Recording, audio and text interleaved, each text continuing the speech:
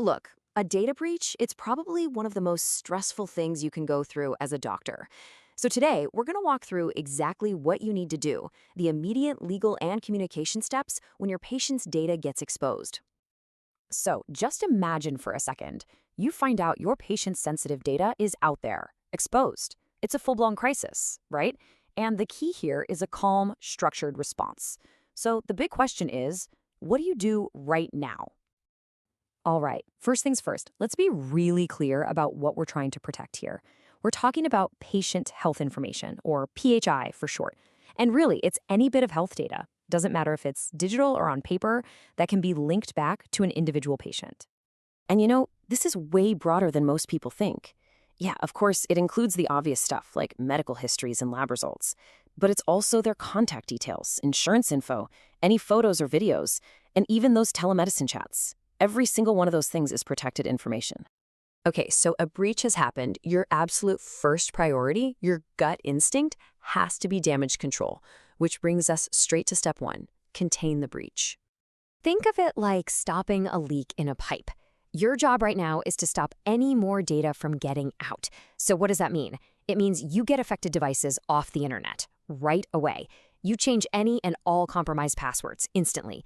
And hey, if this is a physical breach, like a misplaced file, you track it down and lock up those records immediately.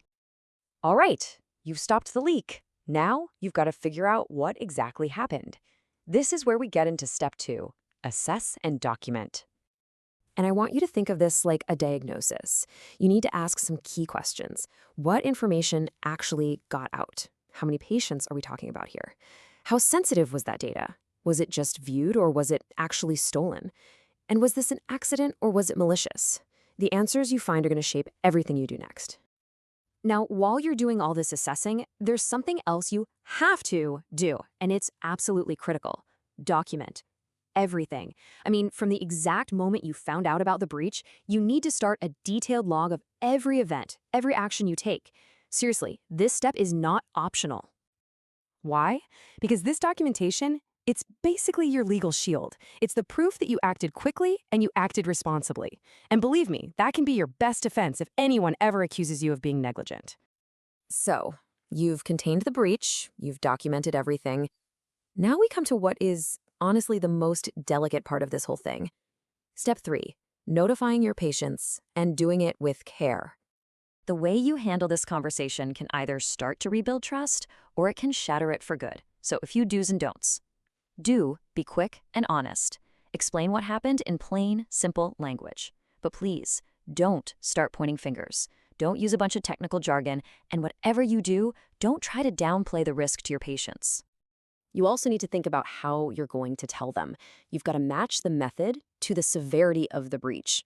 Look, an email or an SMS might be okay for a general update, but if we're talking about a really serious breach with highly sensitive info, you need to pick up the phone. A personal call, or in some cases, even a face-to-face meeting, is the only right way to do it. Okay, let's shift gears a bit and talk about the legal side of things, because it's huge. Step 4 is all about managing your legal risk. Here in India, you have to understand, patient data isn't just protected by one rule, it's a whole legal framework. You've got the constitutional right to privacy from the Puttaswamy judgment, you've got the IT Act, specific data rules, and of course, our own NMC regulations. All of this means that any breach is a very, very serious legal event. So, what's your immediate legal checklist? Number 1. Your very first call should be to a medical legal expert. Number 2, if you have cyber liability insurance, notify your insurer right away. And number 3, preserve every single piece of evidence. Every log, every email, all of it is crucial. Look, getting through the crisis is really only half the battle. The final, and maybe most important step, is making sure this never, ever happens again.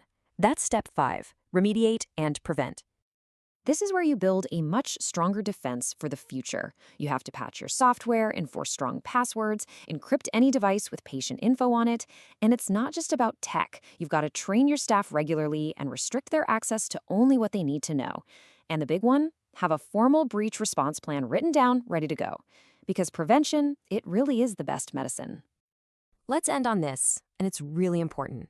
Look, a data breach is a terrible mistake, but trying to cover it up, that's not just a mistake. That's an ethical failure. In these moments, transparency and accountability, they're everything. Your MedLawyer, protecting doctors, empowering patients.